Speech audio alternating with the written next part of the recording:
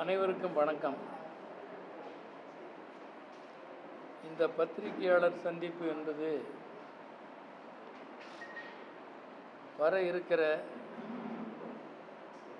November 22 26 வரை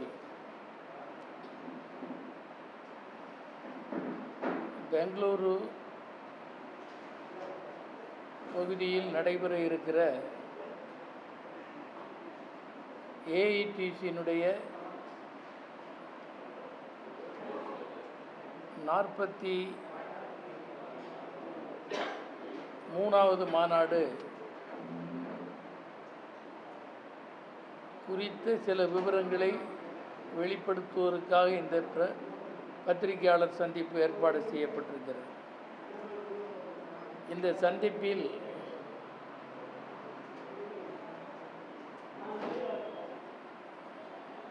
ஏஐடிசியினுடைய அகில இந்திய துணைத் தலைவர் என்ற முறையில் கே. சுப்பராயன் ஆகிய நானும், மாநில தலைவர் காசி விஸ்வநாதன் அவர்களும், மாநில செயலாளர்களில் ஒருவரான தோழர் சின்னசாமி அவர்களும், மாநில கட்டிட சங்கத்தின் பொதுச் செயலாளர் தோழர் என். செல்வராஜ் அவர்களும், மாநில செயலாளர்களில் ஒருவரான தோழர் என். சேகர் அவர்களும், விவசாய சங்கத்தினுடைய மாநில துணைத் தலைவர் தோழர் சி.என். துளசிமணி அவர்களும், கம்யூனிஸ்ட் கட்சியின் முன்னாள் மாவட்ட செயலாளர் தோழர் டி.ஏ. மாதேஸ்வரன் அவர்களும் பங்கு பெற்றுள்ளோம். அகில இந்திய மாநாட்டை ஒட்டி மாநில மாநாடுகளும் மாவட்ட மாநாடுகளும் இந்திய நாடு முழுவதும் நடத்த திட்டமிடப்பட்டுள்ளது. ஏஐடிசி என்பது ஏதோ 10ஓடு 11 அத்தோடு இது ஒன்று என்ற மாதிரியான சங்கம் அல்ல. இது தொழிற்சங்கம் வைத்து கொள்ளலாம் என்று 1926 சட்டம் வருவதற்கு முன்பே தோன்றிய ஒரு தொழிற்சங்கம். அதுவும் தமிழ்நாட்டில் அதற்கு ஒரு மிகப்பெரிய பாரம்பரியம் உண்டு. கப்பலோட்டிய தமிழன் வ.உ.சி. அவர்களும், திருவிக போன்ற தலைவர்களும் பங்கு பெற்று, சர்க்கரை செட்டியார் உட்பட பலரும் இது தோன்றுவதற்கு முன்னரேயே எம்எல்யூ தோன்றியது. பிஎன்சி மில்லில் மிகப்பெரிய ஸ்ட்ரைக் எல்லாம் நடந்தது. இவற்றின் பின்புலத்தில் 1920 ஆண்டு தொடங்கப்பட்டதுதான் ஏஐடிசி. இதற்கு புகழ்மிக்க தேசபக்தர்கள் நம்முடைய ஜவஹர்லால் நேரு, என்னுடைய சாபக தலைவர் என்ற முறையில் தொடக்கத்திலேயே அண்ணல் காந்தியடிகளுடைய குருவாக போற்றப்பட்ட நம்முடைய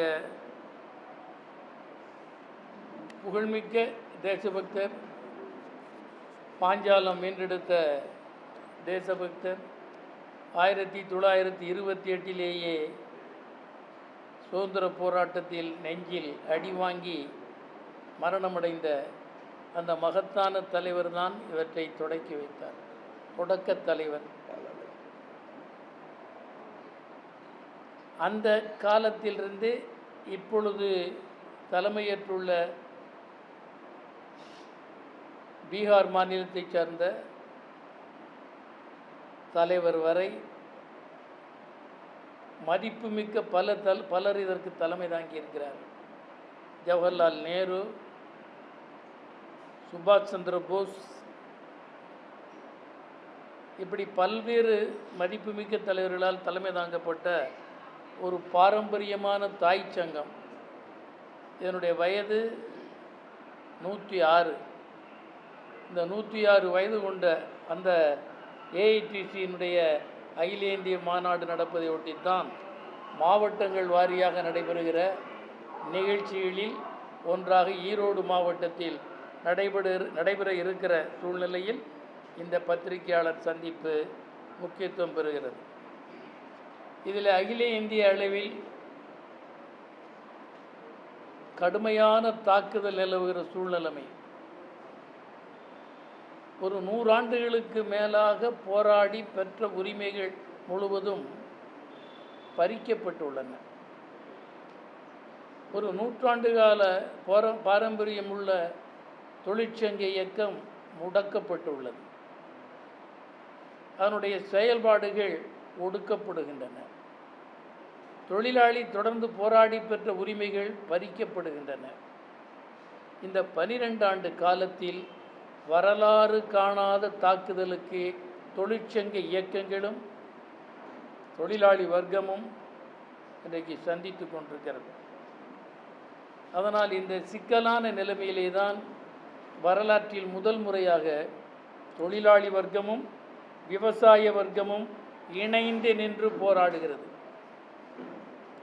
வருகிற 29ஆம் தேதி அன்றைக்கு டெல்லியில் புகழ்பெற்ற மாநாடு ஒன்று நடைபெறுகிறது. அதுதான் தொழிற்சங்க இயக்கமும் விவசாய சங்க இயக்கமும் கலந்து திட்டமிடப்பட்டிருக்கிறது. அது எஸ்கேஎம் என்று சொல்லப்படுகிற ஐக்கிய விவசாயிகள் சங்கம், இது தவிர இந்தியாவில் உள்ள பிஎம்எஸ் என்ற பிஜேபி ஆதரவு சங்கத்தை தவிர, ஆர்எஸ்எஸ் ஆதரவு சங்கத்தை தவிர அனைத்து தொழிற்சங்கங்களும் இணைந்து நின்று அந்த மாநாட்டை நடத்துகின்றன. அந்த மாநாட்டில் இந்த 12 ஆண்டுகளில் விவசாய வர்க்கத்திற்கும் தொழிலாளி வர்க்கத்திற்கும் எதிரான சகல தாக்குதல்களையும் முறியடிப்பதற்காக திட்டமிடுகிற மாநாடு தான் அந்த மாநாடு. அந்த மாநாடு ஆகஸ்ட் 10ஆம் தேதி அன்றைக்கு இந்திய நாடு முழுவதும் பல வகைப்பட்ட போராட்டங்கள் நடக்கும் என்று அறிவித்திருக்கிறது. அதற்கு இறுதி வடிவம் கொடுக்கிற மாநாடு தான் ஆகஸ்ட் 10ஆம் தேதி டெல்லி தல்கத்தோரா பவனில் நடைபெறுகிறது. ஜூலை 29. அதில் முக்கியமாக இந்த 4 சட்ட தொகுப்புகள், இதுவரையிலும் தொழிலாளி வர்க்கம் போராடி பெற்ற சட்டங்கள் 44 சட்டங்கள். அந்த 44 சட்டங்களில் 15 சட்டங்கள் ரிப்பீல் செய்யப்பட்டு விட்டன, நீக்கப்பட்டு விட்டன, ரத்து செய்யப்பட்டு விட்டன. மீதி 29 சட்டங்களை 4 சட்ட தொகுப்புகளாக பிரித்து உருவாக்கியிருக்கிறார்கள். அந்த தொகுப்பை கடுமையாக தொழிற்சங்க இயக்கங்கள் தொழிலாளி வர்க்கமும் எதிர்த்து போராடி வருகிறது. இந்த மிகப்பெரிய போராட்டத்திற்கு பின்னர் அது நிறைவேற்றப்பட்டு விட்டது என்று அறிவித்து விட்டார்கள். இதுவரையிலும் கிடப்பில் கிடந்தது ஜூலையில் தொடக்கப்பட்டு விட்டது. ஏப்ரல் 1 தொடக்கப்பட்டிருக்கிறது. தமிழ்நாட்டில் கூட அதற்கு விதி வகுக்கப்பட்டு விட்டது கடந்த ஆட்சியில். இந்த சூழ்நிலைமையில் நாங்கள் முன்வைக்கிற பிரதான கோஷம் 4 சட்ட தொகுப்புகளையும் வாபஸ் பெற வேண்டும், திரும்ப பெற வேண்டும். அதே மாதிரி விவசாயிகளுக்கு விரோதமான நடவடிக்கைகள் நிறுத்தப்பட வேண்டும், வாபஸ் பெறப்பட வேண்டும். அந்த வாபஸ் பெறப்பட்ட விவசாயிகளுக்கு எதிரான நீண்ட தாக்குதலை எதிர்த்து நடந்த விவசாயிகள் போராட்டத்திற்கு பின்னர் வாபஸ் பெறப்பட்ட அந்த சட்டங்கள் புது புது வடிவங்களில் மீண்டும் கொண்டு வருகிற முயற்சி முனைப்பு ஒன்றிய அரசிடம் இருக்கிறது. அவற்றையெல்லாம் நிறுத்த வேண்டும். அந்த கோரிக்கைகள் முழுவதையும் விவசாயிகள் தொழிலாளர்களின் கோரிக்கைகள் முன்வைக்கப்பட்டுள்ளன. அந்த கோரிக்கைகள் முழுவதையும் நிறைவேற்ற வேண்டும். ஒரு சௌஜன்யமான பேச்சுவார்த்தை நடத்தி அவற்றில் ஒரு முடிவு காண வேண்டும் என்பதை நாம் வலியுறுத்துகிறோம். அதே மாதிரி தமிழ்நாட்டை பொறுத்தவரையிலும் திமுக ஆட்சி காலத்தில் அதை நிறைவேற்றுவதற்கான விதிகள் வகுக்கப்பட்டு விட்டன. இது ஏன் இவ்வளவு தீவிரமாக இந்த 4 சட்ட தொகுப்புகளையும் முன்வைத்து போராடுகிறோம் என்றால், ஒரு உதாரணத்தை நான் குறிப்பிட விரும்புகிறேன். பிரிட்டிஷ் ஆட்சி காலத்தில்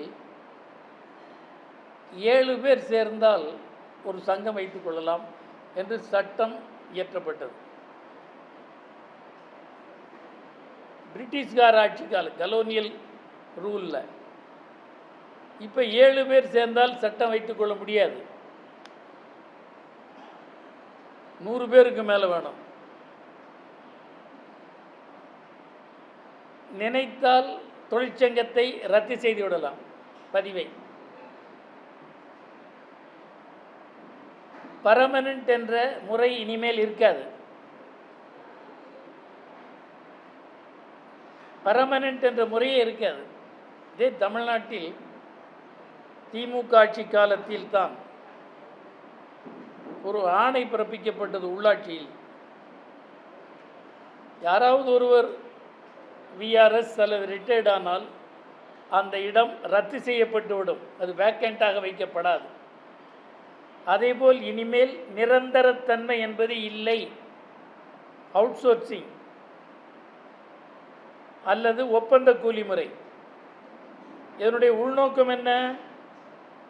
போராடி பெற்ற எந்த சட்ட சலுகைகளும் உரிமைகளும் இனிமேல் நீடிக்காது என்று பொருள். அந்த அளவிற்கு தாக்குதல் குரூரமாகிவிட்டது. தொழிற்சங்கத்தையும் ஒடுக்குகிறார்கள். தொழிலாளி வர்க்க ரீதியாக ஒன்று சேர முடியாது என்ற நிலைமைகள் ஏற்பட்டிருக்கின்றன. எங்கு பார்த்தீர்களானாலும் ஒப்பந்த கூலி முறைதான். மருத்துவத்துறையில், உள்ளாட்சித்துறையில், பொதுத்துறைகளில், என்எல்சியிலேயே கை வைக்கிறார்கள். எல்லா இடங்களிலும் பொதுத்துறை, அரசு சார்ந்த துறைகள் எல்லாவற்றிலேயே இத்தகைய நெருக்கடி, தாக்குதல் தொடர்கிறது. எனவே போராட்டம் வீரியமடைந்திருக்கிறது. சமீப 2 மாதங்களுக்கு முன்னர் டெல்லியை குலுக்குகிற அளவுக்கு அண்டை மாநிலங்களில் உத்தரப்பிரதேஷ் உட்பட பெரும் கிளர்ச்சிகள், போராட்டங்கள் வெடித்தன. ஒரு வருடத்திற்கு முன்னர் பெங்களூரே நடுங்கிய அளவுக்கு ஒரு பெரும் போராட்டம் ஆயத்த ஆடை தயாரிப்பு தொழிலாளர்கள் நடத்தினார்கள். இப்போ இந்த மாதிரி பல போராட்டங்கள் வெடித்து கொண்டிருக்கிற சூழ்நிலையிலே தான் விவசாய சங்கங்களும் தொழிற்சங்கங்களும் இணைந்து நின்று, தொழிலாளி வர்க்கமும் விவசாய வர்க்கமும் இணைத்து நிறுத்தி மிக பெரும் போராட்டங்கள் ஆகஸ்ட் 10க்கு பின்னர் இந்தியா முழுவதும் வெடிக்கும். இதனுடைய வடிவம் எப்படி இருக்கும் என்பதை ஆகஸ்ட் 10 அந்த கூட்டங்களில் ஜூலை 29 தீர்மானித்து ஆகஸ்ட் 10 அது நடத்தப்படும். அதனால் இப்போ புதிய அரசு தமிழ்நாட்டில் இயங்குகிற நிலையில் நாங்கள் தெரிவித்துக் கொள்ள விரும்புவது, தமிழ்நாட்டில் எம்ஜிஆர் ஆட்சி காலத்தில், அப்பொழுது ராகவானந்தம் தொழிலாளர் துறை அமைச்சராக இருந்த காலத்தில் ஒரு சட்டம் இயற்றப்பட்டது. 2 ஆண்டுகளில் ஒரு தொழிலாளி 480 நாட்கள் வேலை செய்திருந்தால் அவரை நிரந்தரப்படுத்த வேண்டியதில்லை, அவரே நிரந்தரமாகி விடுவார் என்று சட்டம் கொண்டு வரப்பட்டது. அந்த சட்டம் இப்பொழுது நாம் பேசுகிற வரை இருக்கிறது, உயிரோடு இருக்கிறது, நடப்பில் இருக்கிறது. அந்த சட்டப்படி 2 வருடங்களில் 480 நாட்கள் பணியாற்றிய தொழிலாளியை நிரந்தர தொழிலாளியாக அங்கீகரிக்க வேண்டும் என்பது சட்டம். அந்த சட்டம் இருக்கிற இந்த மாநிலத்தில் புதிதாக தேர்ந்தெடுக்கப்பட்டுள்ள தாவேக அரசிற்கு நாங்கள் வேண்டுகோள் வைப்பது, அந்த சட்டப்படி பொதுத்துறையிலும் அரசு சார்ந்த துறைகளிலும் 2 வருடங்களில் 480 நாட்களை பூர்த்தி செய்த தொழிலாளர் அனைவரையும் நிரந்தரமாக்க வேண்டும் என்று வற்புறுத்துகிறோம். அதேபோல் 8 மணி நேர வேலை என்பது சிக்காகோ நகரத்தில் உயிர்ப்பலி கொடுத்து தண்டனை கைதிகளாக பல்லாண்டுகள் இருந்து பெறப்பட்ட உரிமை. அது நீண்ட கால போராட்டம். அது இப்பொழுது அது நடைமுறையில் கைவிடப்பட்டு விட்டது. 12-13 மணி நேரங்கள் ஒரு தொழிலாளி தினசரி வேலை செய்ய வேண்டிய நிர்பந்தம் ஏற்படுத்தப்பட்டிருக்கிறது இந்த சட்ட தொகுப்புகளால். பல ஆண்டு காலம் போராடி பெற்ற 8 மணி நேரம் வேலை, 8 மணி நேரம் ஓய்வு, 8 மணி நேரம் உறக்கம் என்று அறிவியல் பூர்வமாக வரையறுத்து வகுக்கப்பட்ட அந்த 8 மணி நேர வேலை முறையை கைவிட்டு விட்டார்கள் நடைமுறையில். இவையெல்லாம் தொழிலாளர்களை ஆத்திரமூட்டியுள்ளது. இந்த ஆத்திரமூட்டல்தான் தொடர் போராட்டங்களுக்கு வழிவகுத்துள்ளது. அவை முற்றிலும் நிறுத்தப்பட வேண்டும். 8 மணி நேரத்திற்கு வேலை செய்தால் ஒவ்வொரு மணி நேரமாக இருந்தாலும் அதற்கு டபுள் வேஜஸ் கொடுக்க வேண்டும் என்பது பழைய சட்டம். இப்போ அந்த சட்டங்கள் எல்லாம் இல்லை, எல்லாம் நீர்த்து போயிடுச்சு, கைவிடப்பட்டுருச்சு. அப்போ இந்த முறைகளை எல்லாம் எதிர்த்து தான் இந்த வேலை நிறுத்தங்கள் தொடரப்போகுது. அப்போ இந்த புதிய அரசு தமிழ்நாட்டில் இந்த 480 நாள் ஆனவங்களை பர்மனெண்ட் பண்ணுறதை செய்யணும். அதே மாதிரி ஏராளமான பிரச்சனை தேங்கி கிடக்குது. ஈரோடு மாவட்டம் உட்பட எல்லா மாவட்டங்களிலும் தேங்கி கிடக்கிறது. அது உடனடியாக அரசு பேச்சுவார்த்தை நடத்தி அவற்றிற்கு தீர்வு காண வேண்டும்.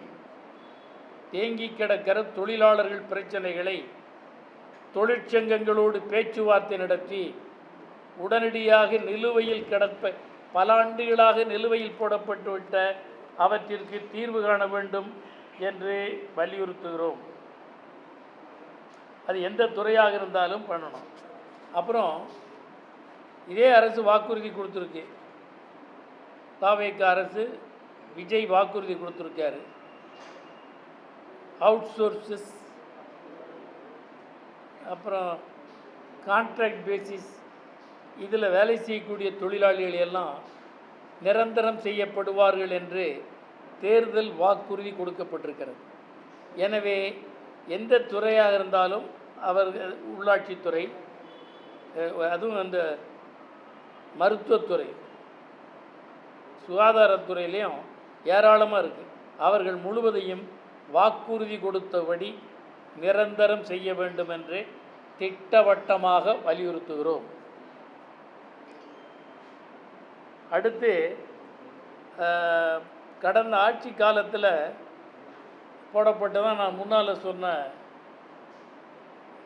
உள்ளாட்சித்துறையில் இடத்த பூரா இனி பர்மனெண்ட் எடுக்க மாட்டோம், ரிட்டையர்டான பிளேஸு வேக்கண்ட்டாக இருந்தால் அதை வேக்கண்ட்டாக வைக்க மாட்டோம், க்ளோஸ் பண்ணிடுவோம், யாரையும் இனி எடுத்துக்கொள்ள மாட்டோம் என்று போடப்பட்ட அரசு ஆணையை, திமுக ஆட்சி காலத்தில் போடப்பட்ட அந்த அரசு ஆணையை இந்த புதிய அரசு ரத்து செய்ய வேண்டும் என்றும் கேட்டுக்கொள்கிறோம். இந்த மாதிரி தொழிலாளர்களுக்கு விரோதமான எந்த ஆணையாக இருந்தாலும் அவற்றை ரத்து செய்ய வேண்டும்.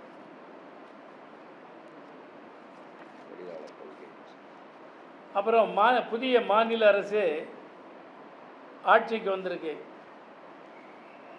பட்ஜெட் போடுறதுக்கு முன்னால் தொழிற்சங்கங்களை அழைத்து தொழிலாளர் தரப்பு கோரிக்கைகள் என்ன என்பதை பேச்சுவார்த்தை நடத்தி, முதலமைச்சர் நேரடியாக பேச்சுவார்த்தை நடத்தி அந்த கோரிக்கைகளை கவனத்தில் கொண்டு அதற்கு இசைவான முறையில் பட்ஜெட் அறிவிப்புகள் அமைய வேண்டும். அதே மாதிரி தமிழ்நாட்டில் தொழிலாளர் கொள்கை என்ன, புதிய அரசின் தொழிலாளர் கொள்கை என்ன, எத்தகையதாக இருக்கிறது என்பதை பகிரங்கமாக ஒரு பாலிசி நோட், தொழிலாளர்கள் குறித்த பாலிசி நோட் முன்வைக்கப்பட வேண்டும். இதையும் நாங்கள் வலியுறுத்துகிறோம்.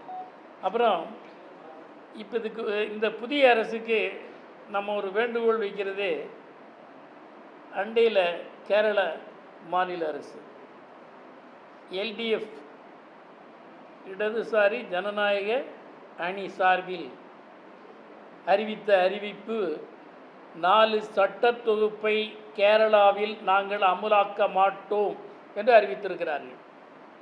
அதே மாதிரியான ஒரு அறிவிப்பை இந்த புதிய மாநில அரசு வெளியிட வேண்டும்.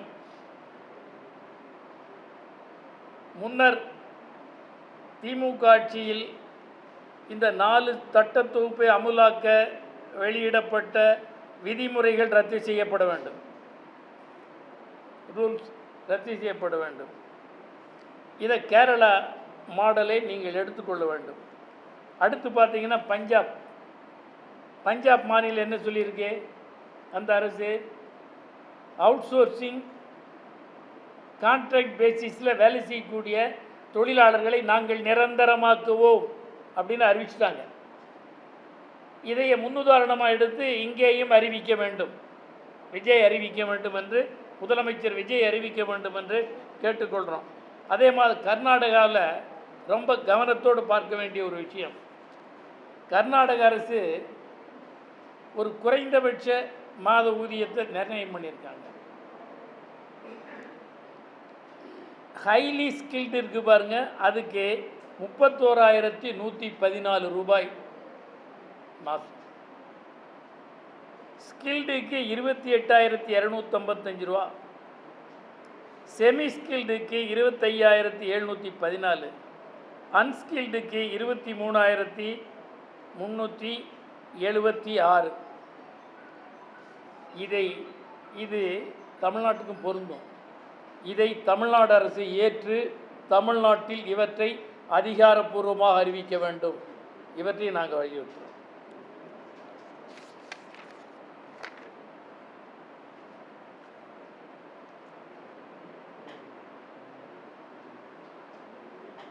அப்புறம் இடதுசாரி கட்சிகள் 61 எம்பிஸ் இருந்த காலத்தில், சிபிஐ சிபிஎம் 61 எம்பிக்கள் இருந்த காலத்தில், அதாவது மன்மோகன் சிங் ஆட்சியில் இருந்தபோது 2004 2009 வரைக்கும் பல நல்ல சட்டங்கள் நிறைவேற்றப்பட்டன. அதான் தகவல் அறியும் உரிமை சட்டம். அதாவது இடதுசாரிகள் வலுவாக இருந்த காரணத்தால் அந்த அரசில் நாங்கள் பங்கு பெறவில்லை. ஆனால் எங்கள் அழுத்தத்தால் தகவல் அறியும் உரிமை சட்டம் கொண்டு வரப்பட்டது. அதேபோல் வன பாதுகாப்பு 2006 சட்டம், வனப்பகுதியில் வாழக்கூடிய மக்களுக்கான பாதுகாப்புக்குரிய நல்ல சட்டம் அது கொண்டு வரப்பட்டது. அப்பொழுதுதான் இந்த இந்தியாவில் இந்திய பிரஜைகளில்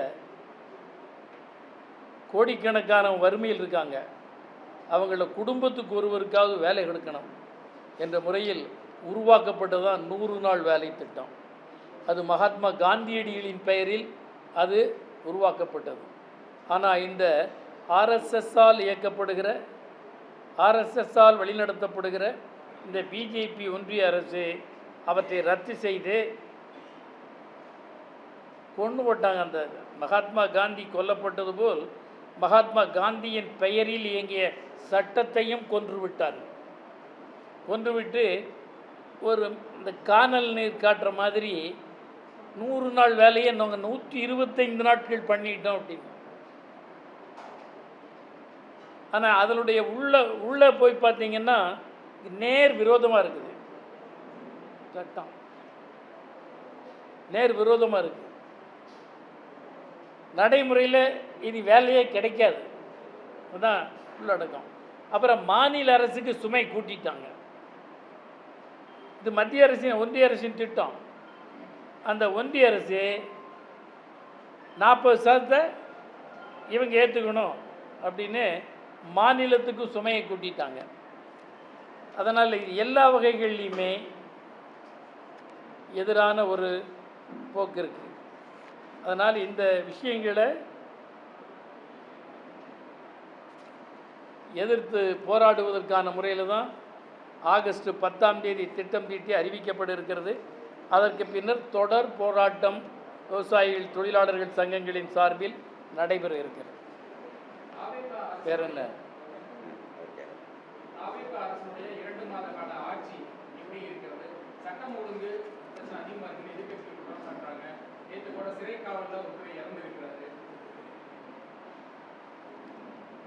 ஆனால் 2 மாத காலம் என்பது ஒரு போதுமான காலம் அல்ல. ஒரு ஆட்சியை மதிப்பீடு செய்வதற்குரிய காலம் என்று கருதிவிட முடியாது. ஆனால் அதே நேரத்தில் தேர்தல் காலத்தில், தேர்தல் பிரச்சார காலத்தில் இத்தகைய நடவடிக்கைகளை கடுமையாக எதிர்த்து கருத்துக்களை மக்கள் முன்வைத்த தாவேக அரசு இதை அக்கறைபூர்வமாக பரிசீலிக்க வேண்டும். இது குறையாமல் அதிகரித்து கொண்டிருப்பது ஆபத்தானது. இந்த போக்கை ஒருபோதும் நாங்கள் ஏற்றுக்கொள்வதில்லை.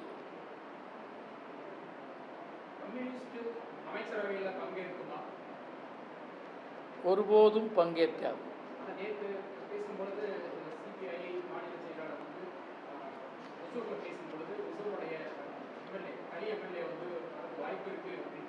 நான் அப்படி சொல்லவில்லை என்று அவர் மறுத்திருக்கிறார்.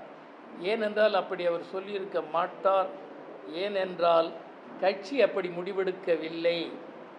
உறுதிபட வெளியிலிருந்து ஆட்சி அமைப்பதற்கு மட்டும் ஆதரவளிப்போம், உங்களுடைய மற்ற நடவடிக்கைகளில் நாங்கள் பங்கு பெறவும் மாட்டோம், அமைச்சரவையிலும் பங்கு பெற மாட்டோம், மற்ற நடவடிக்கைகளுக்கு ஆதரவளிக்க மாட்டோம். முடிவின் தன்மைக்கு தக்கபடி தான் எங்கள் எதிர்ப்பும் ஆதரவும் இருக்கும் என்று அன்றைக்கே அதே மாநில செயலாளர் அறிவித்து விட்டார். ஏதோ அவர் தெரிவித்த கருத்தை தவறாக புரிந்து கொண்டு அப்படி செய்திகள் வந்திருக்கலாம்.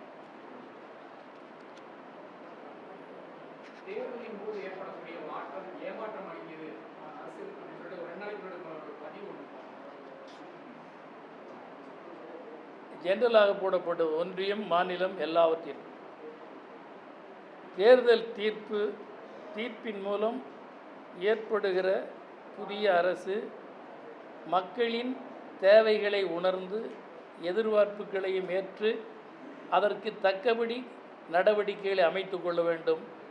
அப்படி அமையவில்லை என்பது நடைமுறை அனுபவம். எனவே அவற்றை வெளிப்படுத்திய முகநூல் பதிவு தான் அது.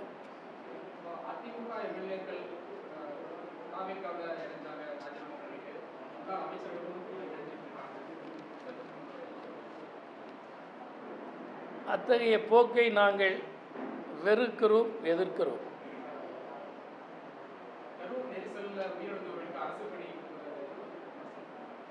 அது ஏற்கத்தக்கதல்ல, நல்ல முன்னுதாரணம் அல்ல, பல்வேறு பின்விளைவுகளை ஏற்படுத்தும் என்று நாங்கள் தெரிவித்தோம். அதன்படி தான் பல பின்விளைவுகள் வந்து கொண்டிருக்கின்றன. இது நல்லதல்ல.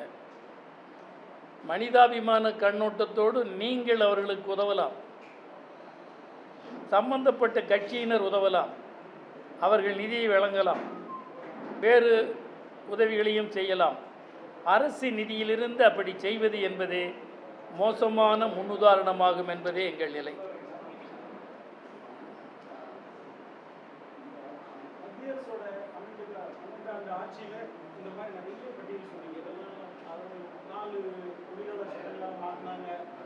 கடந்த 5 வருஷம் நீங்கள் எப்போது நீங்கள் வெளியிருந்தா ஆதரவு கொடுக்குறீங்க, ஆனால் அந்த கூட்டணியிலே இருந்தீங்க. அப்போ வந்து இந்த போராட்டம் எப்போ கடந்த திமுக ஆட்சியில் இதே மாதிரியானதை அவங்க சட்ட வரைகள்லாம் கொண்டு வர்றாங்க. ஆனால் அதை அமலாக்கிறதுக்கான வழிமுறைகளை கொண்டு வராங்க. கேரளா கவர்மெண்ட் நாங்கள் ஏற்க மாட்டோம். அப்போ நீங்கள் அதெல்லாம் ரொம்ப கடுமையாக இருக்கோ இல்லை அவங்க போராடவும் செய்யாமல் ஏன் அமைதிக்காக செய்யணும்? அதாவது ஒரு திருத்தம், கடந்த ஆட்சியில் நாங்கள் தொகுதி உடன்பாடு தான், கூட்டணி அல்ல. கூட்டணி என்பது கேரளாவில் இருக்கிற LDF, அதுதான் கூட்டணி. கொள்கை அடிப்படையில் கூட்டணி. கேரளாவிலிருந்து எல்டிஎஃப். இங்கே எங்களுக்கு 5 தொகுதி கொடுக்குறாங்க. அந்த 5 தொகுதியில் அவங்க எங்களுக்கு ஓட்டு போடணும், மற்ற தொகுதிகளில் நாங்கள் அவங்களுக்கு ஓட்டு போடணும் என்ற ஒரு தொகுதி உடன்பாடை தவிர கொள்கை சார்ந்த கூட்டணி அல்ல. ஒரே ஒரு விஷயத்தில் பிஜேபி ஆர்எஸ்எஸ்ஸை எதிர்த்து நின்ற அந்த அடிப்படையில் ஏற்பட்ட கூட்டணி தான் அது. தொகுதி உடன்பாடு தான் உள்ளடக்கத்தில். அப்போ போராடலின்னு சொல்கிறது தப்பு. போராட்டங்களை வலுவாக நடத்தியிருக்கிறது ஏஐடிசி. தொழிலாளர்களுக்கு எதிரான போராட்டங்களை பல இடங்களில் கடுமையான போராட்டங்கள், ஆர்ப்பாட்டங்கள், இன்ன பிற ஜனநாயக வடிவங்களை பயன்படுத்தி போராடி இருக்கிறோம்.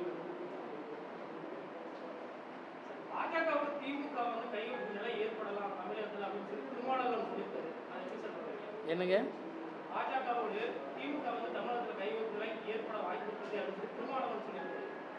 சொல்றது எனக்கு புரியல. பாஜகவோடு திமுகவும் உறவு வைக்க வாய்ப்பு இருக்கு.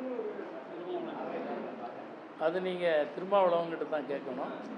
கம்யூனிஸ்ட் கட்சி அனுமானங்களின் அடிப்படையில் கருத்து தெரிவிக்காது.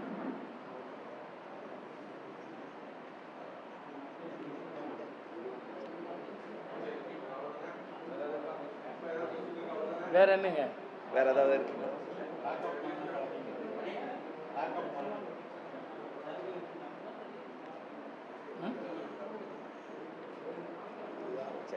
அனைவருக்கும் நன்றி, வணக்கம்.